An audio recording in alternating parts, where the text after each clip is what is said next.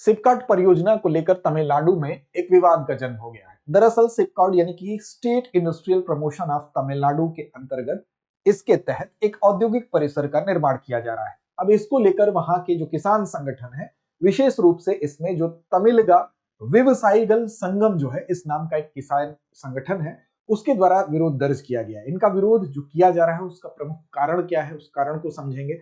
साथ ही साथ समझेंगे कि इनकी प्रमुख चिंताएं क्या है जिसको लेकर कि ये संगठन विरोध कर रहे हैं। दरअसल इनका विरोध किसी भी प्रकार के उद्योगों के विकास को लेकर नहीं है, बल्कि इनका विरोध जिस जगह पर इस परियोजना को पल्लवित पुष्पित होना है उस जगह को लेकर है। तो आइए समझते हैं कि किसानों का क्या पक्ष है और साथ साथ कि जिस नदी को लेकर, जिस नदी से संबंधित चिंताएं हैं, उस नदी का इस क्षेत्र में क्या इंपॉर्टेंस है, यहाँ पर जो बांध बना है, जिस बांध के पास इस परियोजना का विकास हो रहा है, वो तमाम पहलू क्या है। तो चलिए समझते हैं सिपकाट परियोजना, इस विवाद के बारे में। तो दरअसल भवानी सागर जो बांध है, इस बांध का आप नाम सुने होंगे, इसी बांध के पास इस परियोजना के तहत एक औद्योगिक परिसर डेवलप किया जाएगा।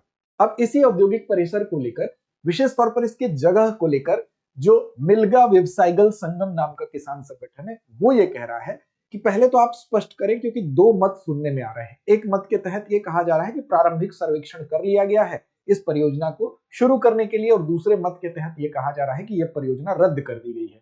तो पहले तो ये स्थिति स्पष्ट की जाए कि वास्तव में वस्तु स्थिति क्या है। अगर ये परियोजना रद्द कर दी गई है तो अच्छी बात है। मेन जो इनका विवाद है, वो विवाद की जड़ यही है कि जिस जगह पर, यानी कि भवानी सागर बांध के निकट इस परियोजना को डेवलप किया जाने के बारे में अगर सोचा जा रहा है, तो इस जगह को लेकर उनकी आपत्ति है। उनका यही कहना है कि हम उद्योग का विरोध नहीं कर रहे हैं, बल्कि state industrial promotion corporation of Tamil Nadu जो है, जिस औद्योगिक परिसर जो कि 1080 एकड़ में जो है लगभग प्रस्तावित है, तो इसके जगह को कहीं और चयनित किया जाना चाहिए।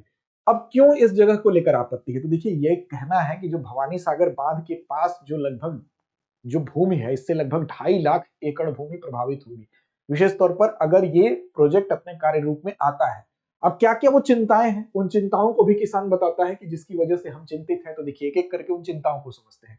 सबसे पहले यहाँ पर जो किसान है उनका ये कहना है कि सबसे पहले तो कृषि प्रभावित होगी। दूसरा क्या है कि दूसरा जो जलवायु की, जल की सुरक्षा है, जल भी प्रभावित होगा, और साथ साथ जलवायु का मतलब पर्यावरण प्रभावित होगा। तो कृषि, जल और जलवायु तीनों प्रभावित हो रहे हैं। कैसे हो रहे हैं, तो कृषि में ये कहा जा रहा है कि कृषि और जो सिंचाई व्यवस्थाएं हैं, जो पेयजल है, उनका संकट यहाँ पर हो सकता है, क्योंकि जो भवानी सागर डैम है वो एक बड़े एरिए में, हम कह सकते हैं भवानी सागर से यहाँ का जो इरोड जिला है, तिरप्पुर है और करूर है, वहां पर इन जिलों में 2.5 लाख एकड़ की जो भूमि है, वहां पर सिंचाई की व्यवस्था यहाँ से होती है, पेयजल की व्यवस्था इसी डैम से होती है। इरोड जिले का तो मुख्य पेयजल का स्रोत ही ये भवानी सागर डैम है। तो एक तो ये है चिंता।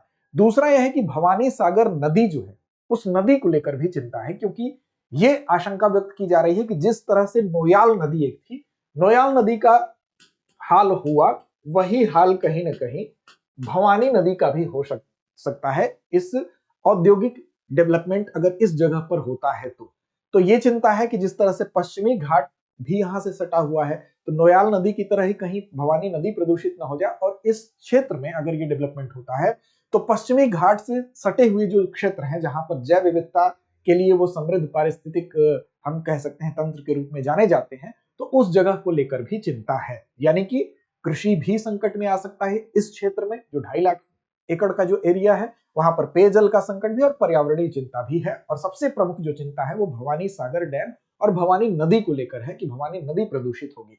भवानी नदी के बारे में भी हम बात करेंगे, लेकिन उससे पहले आपके लिए एक सूचना है। सूचना यह है कि हम दृष्टि आईएएस की तरफ से आपके लिए एक बहुत स्पेशल कोर्स लेकर आए हैं, और इस कोर्स का नाम क्या है, GS studio foundation live online course. इस कोर्स की सबसे बड़ी खासियत है इसकी कीमत, जो कि यहाँ तो आपको 24,999 दिख रही है, लेकिन वास्तव में ये भी इसकी कीमत नहीं है, क्योंकि जब ऑफलाइन बैच में आप एडमिशन लेने आएंगे तो ये वाली जो पूरी की पूरी इसकी फीस है वो उसमें एडजस्ट कर दी जाएगी। तो एक तरह से ये आपके लिए निःशुल्क हुआ।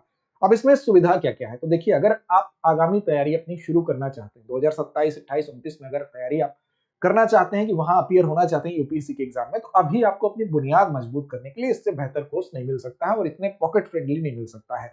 इसमें देखिए क्या क्या मिलेगा। 1250 प्लस घंटों की कक्षा आपको मिलेगी, यानी कि पूरा प्रीलिम्स से लेकर मेंस तक जीएस का आपका संपूर्ण जो कॉन्सेप्ट है वो क्लियर इसमें किया जाएगा। इसमें प्रीलिम्स से लेकर मेंस तक के लिए आपकी धार मजबूत हो, इसके लिए 18 क्लास टेस्ट भी आपके होंगे। 2 साल के करंट अफेयर्स का इसमें पूरा का पूरा क्लासेस का एक्सेस तो होगा ही, प्रिंटेड मटेरियल्स भी आपको दिए जाएंगे, किसी भी तरह का डाउट होने पर इसमें पूछने की सुविधा भी आपको होगी। ये सारी चीज होने के बावजूद आपको सबसे बड़ी चीज एक और है कि इसका जो माध्यम है वो हिंदी में भी उपलब्ध है, इंग्लिश में भी और इंग्लिश में भी है। इंग्लिश का जो आपको नोट्स दिया जाएगा वो आपको इंग्लिश में ही दिया जाएगा। अब देखिए यहाँ पर इस फीस में और छूट आपको मिल जाएगी अगर आप AMITABH इस कूपन कोड का इस्तेमाल करते हैं अमिताभ का, तो इसमें और अतिरिक्त छूट मिल जाएगी। अब देखिए हिंदी का बैच 5 जनवरी 2 बजे से, इंग्लिश का 6 जनवरी 3 बजे से और इंग्लिश का 7 जनवरी 6 बजे से प्रारंभ हो रहा है। अब बात करते हैं भवानी नदी की, जिस नदी को लेकर चिंता है कि कहीं इस नदी का हाल भी नोयाल नदी की तरह ना हो जाए।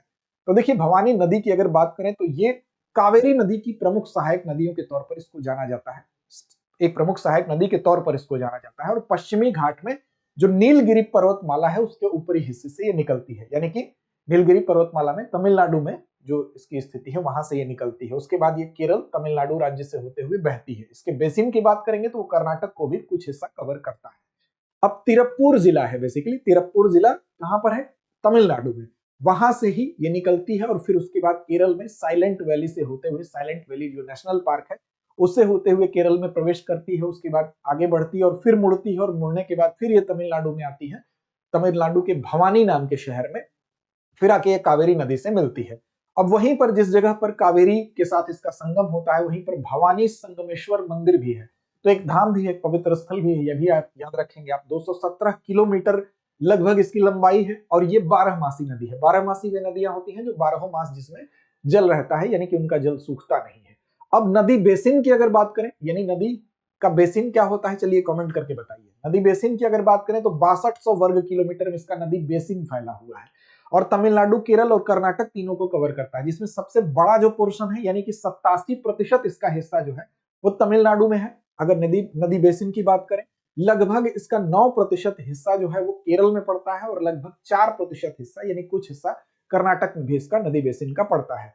इसके जल का 90% यानी 90% इस्तेमाल किस कार्य के लिए होता है, तो लगभग सिंचाई के लिए इसका इस्तेमाल होता है। तो मुख्य रूप से जो चिंता थी वो सिंचाई को लेकर थी, इसीलिए किसानों का प्रदर्शन भी है कि अगर ये नदी प्रदूषित होगी तो सिंचाई प्रदूषित होगी और सिंचाई प्रदूषित होगी तो कहीं ना कहीं वो खेत प्रभावित होंगे, ये जगह प्रभावित होगी। इसीलिए बहुत बड़ी यहाँ पर किसानों की तरफ से ये चिंता है कि कहीं ना कहीं इस चीज को स्पष्ट किया जाए कि ये जगह का चुनाव सही नहीं है, जगह कहीं और औद्योगिक विकास के किसान विरोधी नहीं है, उनकी अपनी ये आपत्ति का तर्क है। सहायक नदी की बात करें तो इसकी सबसे बड़ी सहायक नदियों के तौर पर दो नदियों का नाम लिया जा सकता है, पश्चिमी वरागर और पूर्वी वरागर, दो नदियां इसकी सहायक नदियां हैं। इसके अलावा इस पर जो प्रमुख बांध है भवानी नदी पर, जिसकी चर्चा हो रही है, जहां पर यह प्रोजेक्ट शुरू किया जाना है सिपकॉट के द्वारा, जो प्रस्तावित प्रोजेक्ट है state industry promotion corporation of Tamil Nadu के द्वारा। किस बांध पर, तो भवानी सागर बांध पर। और भवानी सागर बांध किस पर बना है, भवानी नदी पर बना है। इसके अलावा एक अन्य बांध है कोडिवेरी बांध, कोडिवेरी बांध भी इसी नदी पर बना हुआ है। तो ये इससे संबंधित कुछ प्रमुख तर्क थे। मार्ग इसका याद रखिएगा, नीलगिरी का, नीलगिरी से ये निकलती है साइलेंट वैली नेशनल पार्क होते हुए केरल में प्रवेश और फिर तमिलनाडु में आती है। भवानी शहर में कावेरी से इसका संगम होता है, वहीं पर भवानी संगमेश्वर मंदिर इसी संगम पर स्थित है। तो ये इससे संबंधित कुछ प्रमुख तथ्य थे। अंत में चलते हैं अभ्यास प्रश्न की तरफ, लेकिन उससे पहले आपको बता दें कि अगर आप हमारे टेलीग्राम चैनल को फॉलो नहीं किए हैं तो फॉलो कर लीजिए, वहां आपको अब इसकी पीडीएफ भी प्रदान की जाएगी, इसका लिंक भी आपको मिल जाएगा प्रोग्राम का। तो दृष्टि आईएएस यूट्यूब चैनल का हमारा जो इस नाम से आपको टेलीग्राम पे चैनल मिलेगा, उसको फॉलो कर लीजिए। तो चलिए अभ्यास प्रश्न की जिम्मेदारी आप पर छोड़ते हैं। भवानी नदी की उत्पत्ति कहां होती है? विकल्प आपके सामने है, अन्नामलाई पहाड़ियां, पश्चिमी घाट नीलगिरी पहाड़ियां, सतपुड़ा पर्वत या चित्तूर क्षेत्र। तो इसका जवाब दीजिए कमेंट बॉक्स में, लड़ते रहिए, अपने लक्ष्य की ओर बढ़ते रहिए। अब एग्जाम की तैयारी को और बेहतर करने के लिए हमारे चैनल को लाइक, शेयर और सब्सक्राइब करना ना भूलें।